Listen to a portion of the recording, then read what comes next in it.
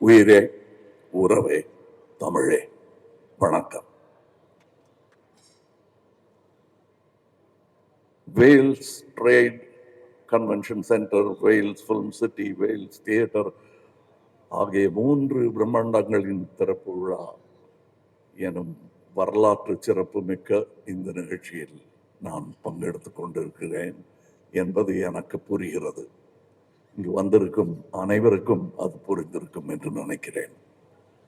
பாரம்பரியம் மிக்க அரசியல் குடும்பத்தில் பிறந்தவர், கண்ணியம் மிக்கவர், மாண்புமிகு தமிழ்நாடு நிதி அமைச்சர் தங்கம் தென்னரசு அவர்களே.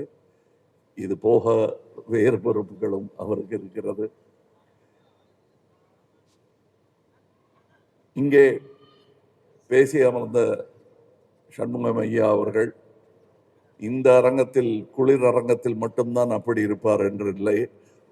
அவர் ரொம்ப கூல் அண்ட் கலெக்டட் மேன். அவர் இனிஷியலுக்கும் அதுக்கும் சம்பந்தம் இல்லை, இது அவருடைய குணாதிசயம். அவருடைய நட்பும் எனக்கு வெகு நாட்களாக உண்டு. அவர் ஒரு விழா எடுக்கும் பொழுது அங்கும் நான் சென்றிருக்கிறேன். அதுவும் ஒரு முக்கியமான கட்டம். தமிழகத்திற்கும் தமிழ் கல்விக்கும் அது முக்கியமான ஒரு கட்டமாக இருந்த நேரம். பல வெற்றியாளர்களை உருவாக்குகிற ப்ரீ கேஜி முதல் PhD வரை சுமார் 50க்கும் மேற்பட்ட கல்வி நிறுவனங்களை, குறைந்தபட்சம் ஒரு 50,000 பேர் இருக்குங்களா, அப்படி 50,000 மாணவர்கள் பயில்கிற கல்வி ஆலமரத்தை உருவாக்கி இருக்கிறார் திரு ஐசரி கணேஷ் அவர்கள். அவரை மற்றவங்களுக்கெல்லாம் நான் பாராட்டி சொல்லிட்டேன். அவரை என்னன்னு சொல்றது, தம்பின்னு சொல்றதா, அது அப்படி நண்பர்னு சொல்றதா, அப்படி அழைத்தா சரியா இருக்குமா? கல்வித்துறையில் யாரை கேட்டாலும் ஐஸ்வர்யா அவரை எனக்கு தெரியுமே அப்படிம்பாங்க. கலைத்துறையில் யாரை கேட்டாலும் ஐஸ்வர்யா நண்பர் என்பார்கள். அரசியலில் கேட்டால் கட்சி வித்தியாசம் இல்லாமல் ஐசரி என் நண்பர் என்பார்கள். தவிர நானே உக்காந்துருப்பேன். எங்க நட்பை பத்தி பெருசா நான் பறைசாற்றிக்கிறது கிடையாது. ஏன்னா எங்கள் நட்பு என்பது இவரிலிருந்து ஆரம்பிக்கவில்லை, இவரிலிருந்து ஆரம்பித்தது.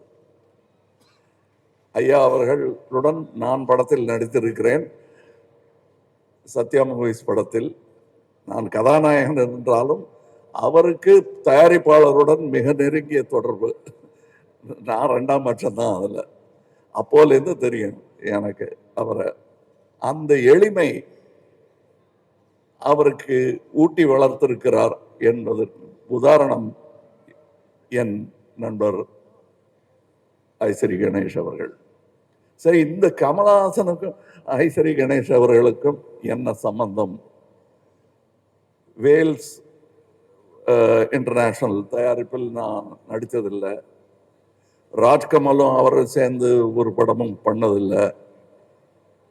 ஆனால் என்னையும் அவரையும் சேர்த்து பிணைக்கும் அந்த நட்பின் காரணம் என்ன? அந்த பிணைப்பின் பெயர் எம்ஜிஆர். எம்ஜிஆர் அவர்கள்தான் எங்களை நண்பர்களாக, சகோதரர்களாக மாற்றினார் என்றால் அது மிகையாகாது. இது நானும் இவர் மாதிரி தான். இங்கே எனக்கு என்னென்னமோ பட்டங்கள் சொல்லி இங்கே என்ன வரவேற்றார்கள். என்னுடைய உண்மையான அட்ரஸ் என்ன என்றால், நான் சினிமாவின் குழந்தை. எனக்கு சினிமாவை தவிர வேற எதுவும் தெரியாது. அந்த வழியில அது பண்ணிக்கிட்டே இருக்கும்போது கத்துக்கிட்டது தான் எல்லாம். என் மொழியும் என் கல்வியும் இப்பொழுது நான் பெற்றிருக்கும் பட்டங்களும் எல்லாமே எனக்கு சினிமா கொடுத்தது தான்.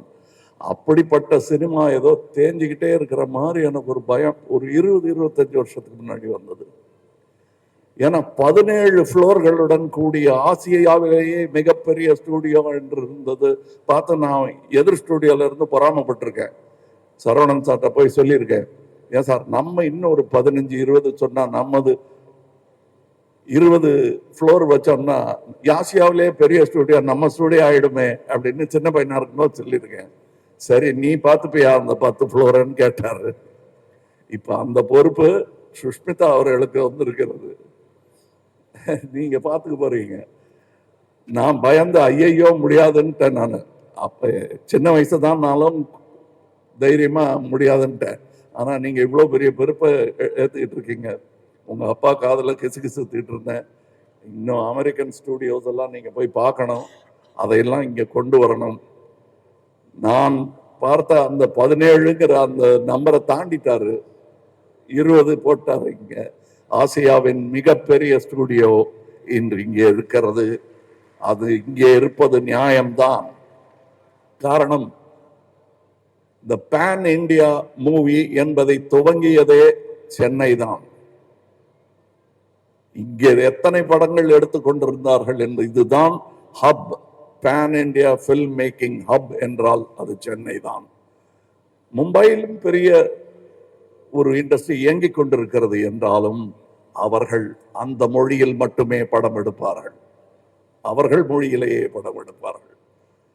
ஆனால் இங்கே ஏவிஎம் ஆகட்டும், மற்ற ஸ்டுடியோக்களாகட்டும், நிறுவனங்களாகட்டும், இயக்குநர்களாகட்டும், பல மொழிகளில் இங்கிருந்து படம் தயாரித்து அங்கு சென்று கொடி நாட்டி வந்தவர்கள்.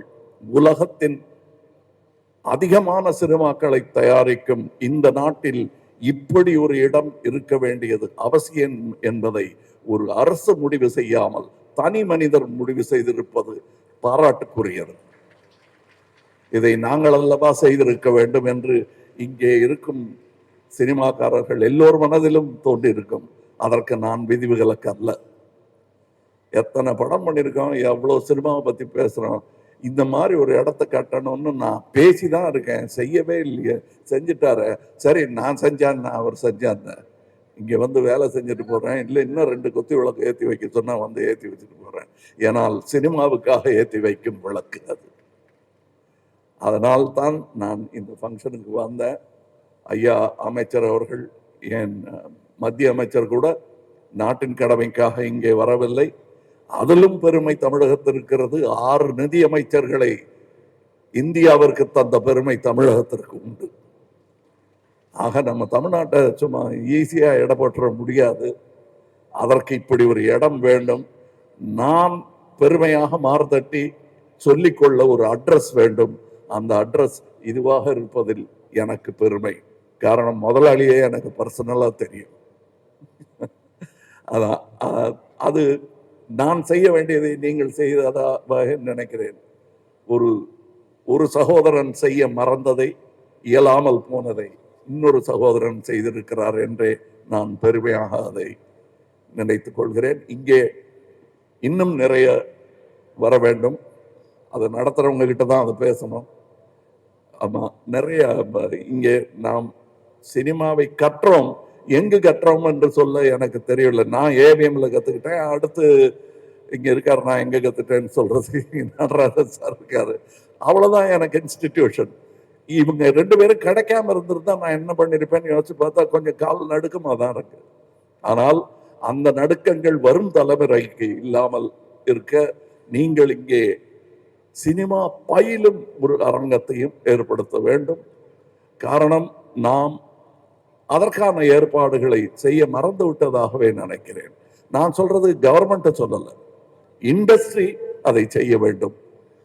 இதெல்லாம் எனக்கு இப்பதான் தெரிஞ்சுதானா? இல்லை, முன்னாடியே தெரியும். வசதி இல்லை, வசதி உள்ளவங்க அத்தனை பேர் தெரியாது எனக்கு. ரொம்ப பேர் இப்ப நிறைய பேர் தெரிய ஆரம்பிச்சிருக்கு. இவர்களெல்லாம் தமிழ் சினிமாவுக்காகவும் தமிழ்நாட்டிற்காகவும் நல்லது செய்ய வேண்டும் என்று நம்பிக்கொண்டிருப்பவர்களில் நானும் ஒருவன். அதனால் தான் இங்கே வந்திருக்கிறேன். நானும் குளிர்கால செஷன்ல விட்டுட்டு தான் இங்க வந்திருக்கேன். நான் மறுபடி போகணும். இந்த ஸ்டுடியோக்கு மறுபடி வருவேன் வேலை நிமித்தமாக என்று நம்புகிறேன். இன்னும் சிறப்பாக இந்த மரங்கள் கன்றுகளாக இருக்கும். இந்த மரங்கள் எல்லாம் உயர்ந்த மரங்களாக வளர்ந்து பார்க்க வேண்டும் என்பது என் ஆசை. வணக்கம், வாழ்த்துக்கள், ஜெயஹிந்த்.